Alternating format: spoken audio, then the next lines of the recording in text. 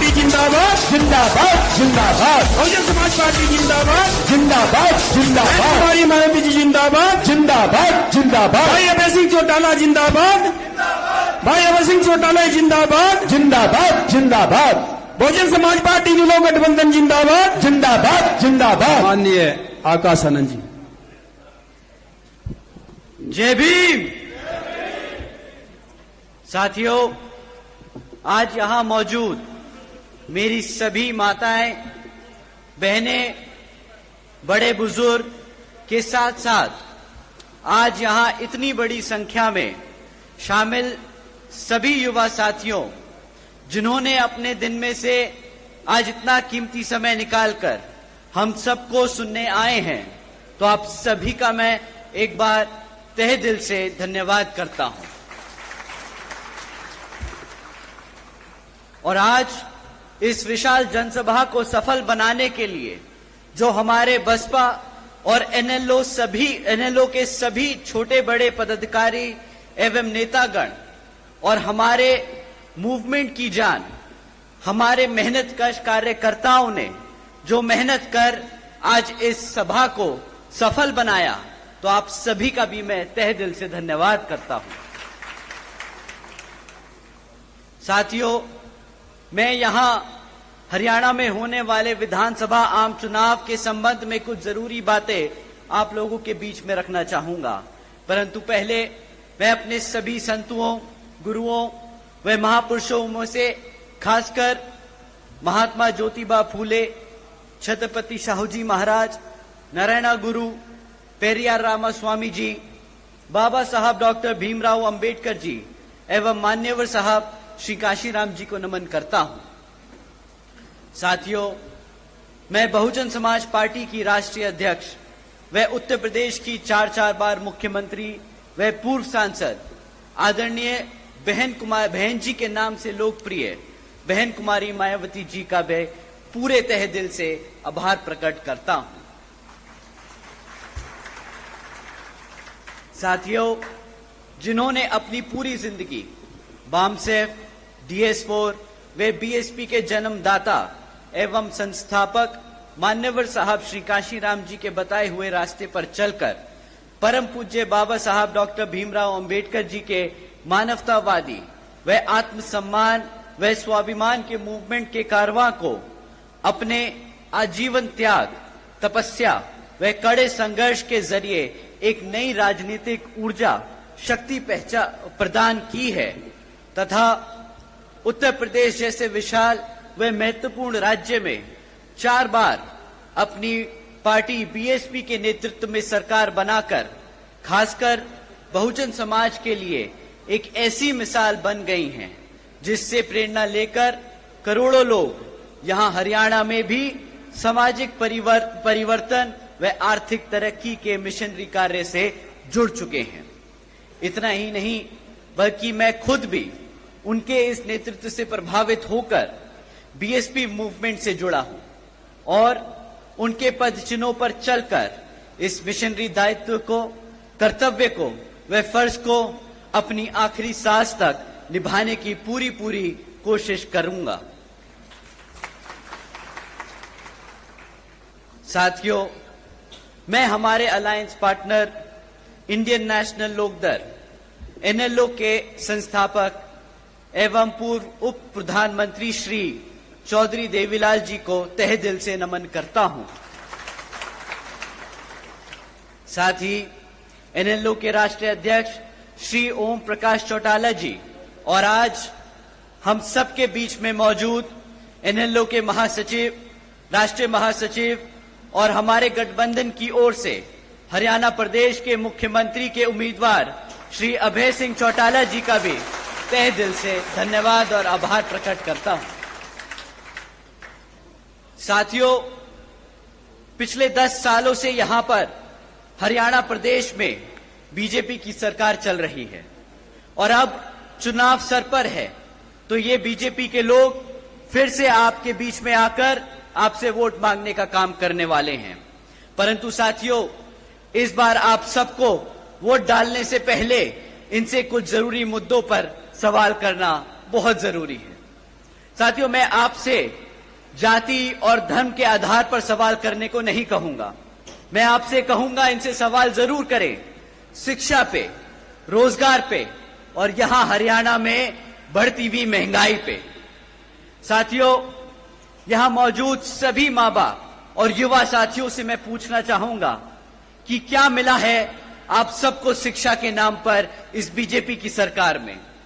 बताइए साथियों, पिछले बीजेपी की सरकार के चलते हुए पिछले 10 सालों से सरकार ने यहां पे 5000 से ज्यादा प्राइमरी स्कूल बंद करने का काम किया। साथियों, एक तरफ पढ़ने वाले बच्चों की संख्या बढ़ रही है और दूसरी तरफ भाजपा की सरकार हमारे प्राइमरी स्कूल्स को बंद करने का काम कर रही है। साथियों, आज प्रदेश में 2200 सरकारी सीनियर सेकेंडरी स्कूल्स में 1000 से ज्यादा स्कूलों में प्रिंसिपल नहीं है। साथियों, जब आपके बच्चों के स्कूल बंद कर दिए जाएंगे और जब उन स्कूल बचे कुचे स्कूलों में और अगर पढ़ाने के लिए शिक्षक नहीं होंगे तो आप ही बताइए कि क्या यहां हमारे बच्चों के भविष्य से खिलवाड़ हो रहा है कि नहीं हो रहा है? आप ही बताइए, अगर इस तरह सरकार चलती रही तो क्या वो आपके बच्चों के भविष्य से खिलवाड़ कर रहे हैं या नहीं? बताइए, हाथ उठा के बताइए, आपको लगता है खिलवाड़ हो रहा है कि नहीं? साथियों, बीजेपी के शासनकाल के दौरान शिक्षा के नाम पर सिर्फ पेपर लीक की खबरें हमें आए दिन सुनने को मिलती आ रही हैं। साथियों, ऐसा कोई भी सरकारी डिपार्टमेंट नहीं बचा जिसकी भर्ती के परीक्षा के पेपर पिछले 5 से 10 सालों में ना लीक हुए हों। आप ही बता दीजिए, जो हमारे युवा साथी आज यहां मौजूद हैं, आपने कितनी सरकारी नौकरियों के लिए परीक्षा दी और कितनी आपके परीक्षा के जो दिए हुए पेपर हैं वो लीक हो गए और आपको नौकरी नहीं दी गई? बताइए, यहां मेरे जितने भी युवा साथी हैं, हाथ उठाकर बताइए। साथियों, हकीकत तो ये है कि बीजेपी हो या कांग्रेस, दोनों ही पार्टियों ने हमारे बच्चों के भविष्य के साथ खिलवाड़ किया। एक ने सरकार में रहकर कुछ नहीं किया और दूसरा विपक्ष में रहकर भी हमारे बच्चों की शिक्षा के लिए आवाज नहीं उठा पाया। तो साथियों, आप बताइए, क्या ऐसी पार्टियों को हक है सत्ता में आने का दोबारा? बताइए, हक है कि नहीं? तो साथियों, आने वाले इस विधानसभा आम चुनाव में इसका जवाब आप यहां अपनी बीएसपी और एनएलओ पार्टी के सामने वाला निशान व बटन दबाकर अपने यहां प्रत्याशी को जिताकर और हमारे अभय सिंह चौटाला जी को मुख्यमंत्री बनाकर उनको खदेड़ बहार कर ये जवाब जरूर देंगे। साथियों, एक तरफ बीजेपी और कांग्रेस की सरकार जो गरीब विरोधी नीतियों पर चल रही है और दूसरी तरफ हमारी आदरणीय बहन कुमारी मायावती जी की नीतियां हैं, जिसके तहत चलकर यूपी में बीएसपी की सरकार ने सावित्रीबाई फूले बालिका शिक्षा आशीर्वाद योजना चलाई थी। साथियों, आपको जानकर हैरानी होगी कि जिस तरह इस योजना के तहत 7 लाख से ज्यादा बच्चियों को 12वीं तक की शिक्षा प्राप्त करने के लिए 600 करोड़ से ज्यादा की लागत इन बच्चियों को अपने पैरों पर खड़ा कर एक उज्जवल भविष्य देने के लिए बहन जी ने उत्तर प्रदेश में खर्ची थी। और इतना ही नहीं साथियों, आदरणीय बहन जी ने अपने शासनकाल में यूपी में 5550 से ज्यादा प्राइमरी स्कूल्स का निर्माण करवाया था। इतना ही नहीं, पहली बार बहन जी ने हॉस्टल्स में गरीब वंचितों के बच्चों के लिए 27% आरक्षण का भी इंतजाम सुनिश्चित किया था। साथियों, एजुकेशन की बात है तो आपको जानकर हैरानी होगी कि इसके साथ साथ बहन जी ने, आदरणीय बहन कुमारी मायावती जी ने 6 engineering colleges, 2 homeopathic colleges, 24 polytechnic colleges, 2 paramedical colleges, 6 universities, 200 से अधिक इंटर व डिग्री कॉलेजेस और 550 से ज्यादा हाई स्कूल्स और 5,500 से ज्यादा प्राइमरी स्कूल्स और 100 से अधिक ITIs का बनाने का काम किया था। वो भी सिर्फ 5 साल में। तो आप सोचिएगा साथियों, जब आप अभय सिंह चौटाला जी को मुख्यमंत्री बनाएंगे तो वो आपके प्रदेश में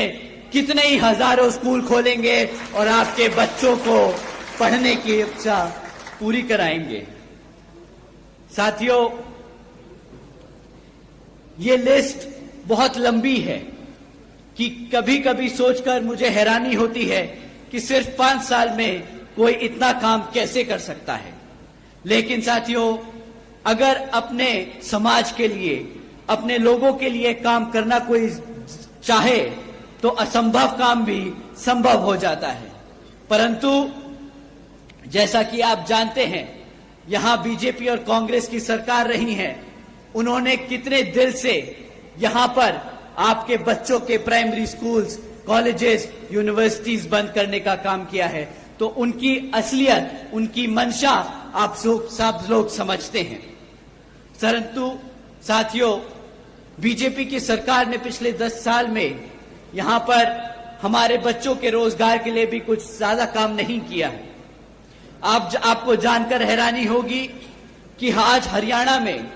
40% युवा बेरोजगार घूम रहा है। इतना ही नहीं साथियों, पिछले 10 साल में सरकार में लगातार होने के 10 साल सरकार में होने के लगातार बाद भी आज 2 लाख से ज्यादा सरकारी नौकरियों के पद खाली पड़े हैं। तो साथियों, आप समझ जाइए कि एक तरफ 40% युवा बेरोजगार घूम रहा है और दूसरी तरफ सरकार के पास 2 लाख से ज्यादा पद खाली पड़े हैं। तो आप समझ जाइए कि किस तरह ये सरकार, वो चाहे तो कल रात ही, आने वाले कुछ दिनों में ही हमारे सभी युवाओं को रोजगार दे सकती है। परंतु वो ये रोजगार देने की बजाय कौशल विकास निगम जैसी योजनाएं चलाकर परमानेंट जॉब्स को और कॉन्ट्रैक्चुअल जॉब्स के तहत यहां लोगों को रोजगार दे रही है। आपको जानकर शायद हैरानी हो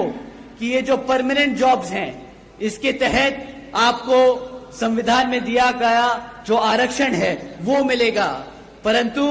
कॉन्ट्रैक्चुअल जॉब्स में कोई आरक्षण की व्यवस्था नहीं है। तो साथियों,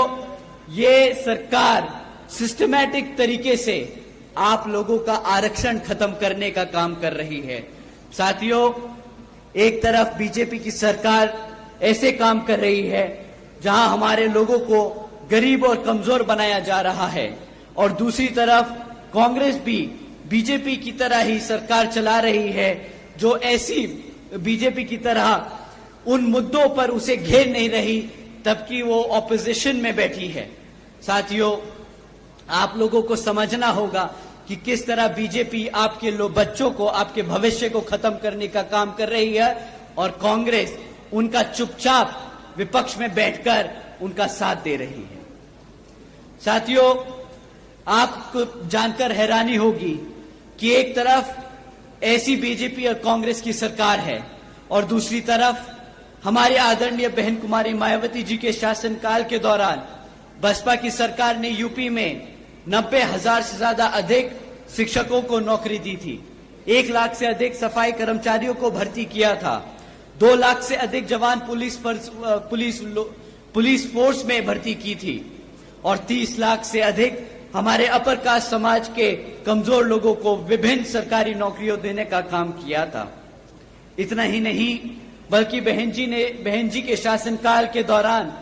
बसपा की सरकार ने कृषि एवं संबंधित कार्यों में मिनिमम वेज को 55 रुपए से बढ़ाकर 100 रुपए प्रतिदिन किया था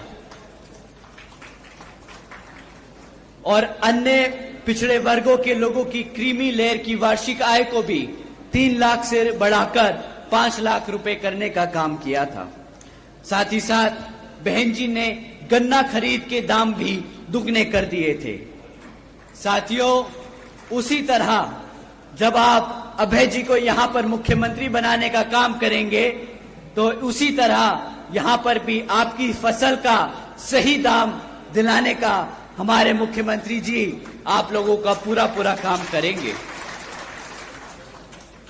साथियों, महंगाई पे मैं आप लोगों को क्या ही बोलूं। बीजेपी की सरकार एक तरफ बोलती है कि मुफ्त में राशन देने की स्कीम चलाकर कि हमने मित्रों आज बीजेपी के सरकार ने 80 करोड़ से ज्यादा देशवासियों को मुफ्त में राशन देने का काम किया है, परंतु इन्हें समझ नहीं आता कि अगर आप 80 करोड़ जनता को मुफ्त में राशन देने का काम कर रहे हैं तो इसका मतलब ये 80 करोड़ जनता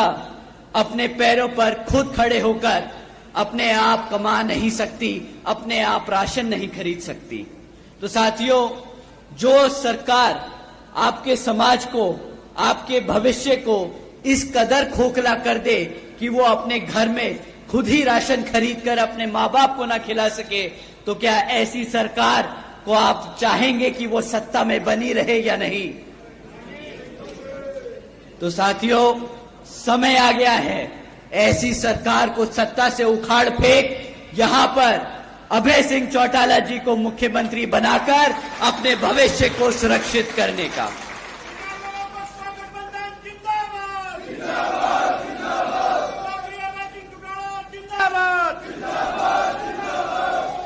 साथियों, इन्हीं कुछ जरूरी बातों के साथ ही अब मैं आप सभी लोगों से और मेरी तरफ से मेरे साथ साथ व खासकर आदरणीय बहन कुमारी मायावती जी की भी यही विशेष अपील है कि इस विधानसभा आम चुनाव में आप सभी लोग हर मोर्चे पर सावधान रहें। आपका वोट बहुत कीमती है, आपका वोट कोई खरीद ना पाए, आपका वोट कोई लूट ना पाए, आपका वोट कोई पढ़ने से रह ना जाए। जाति, बिरादरी, धन बल, मंदिर मस्जिद या किसी भी भावना आदि के नाम पर कोई स्वार्थ में अपने जाल में आप लोगों को फंसाकर आपके वोटों का दुरुपयोग ना कर ले,